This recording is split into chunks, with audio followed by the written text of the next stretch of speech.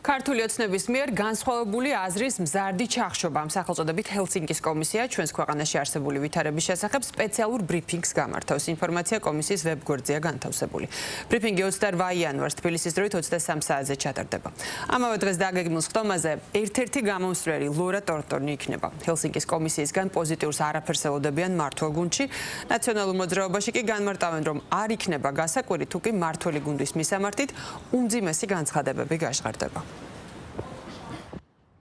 უნებისმიერი პლატფორმა, სადაც ჩვენი ქვეყნის შესახებ განხილება განხილვამდინარეობს, უნებრივია საინტერესო არის და ყურად საღები არის, უბრალოდ მოლოდინებსაც შეეხება, ვფიქრობ, წინასწარ რაც განსაკუთრებული მოლოდინებისგან, ასე ვთქვათ, მოლოდინების შექმნა რომ შევქმნათ საზოგადოებას, ამისგან თავი უნდა შევიკავოთ, შესაბამისად დავაუდოთ კონკრეტულად რა ფორმატი იქნება. უნებრივია დღეს ის მდგომარეობა, ის სიტუაცია, რაც არის დემოკრატიული უფუსვის განსხვავებული წლების განმავლობაში საქართველოში სამწუხაროდ გახდა განხილვის საგანი საერთაშორისო ასპარეზზე. არც არაფერს არ ველით, ეს არის Deep State-ის ძალიან ისეთი პლატფორმა, რა, უხეში პლატფორმაა თან.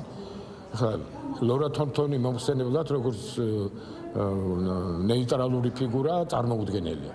ქალი პირდაპირ და დაუფარავად ებძვის, თქვათ, მართლ ძალას მიუხედავად იმისა არგუმენტები აქვს თუ არა. ტრამპს უწოდა სექსუალური მანიაკი თუ დამნაშავე, ხო? რამდენჯერმე.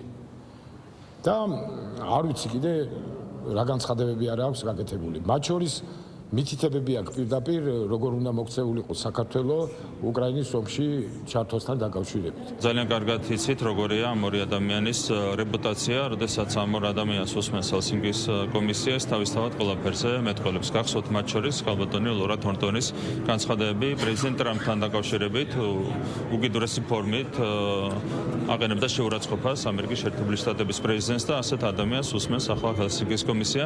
ეს ყველაფერზე თავისთავად მეტყველებს უნებრივია.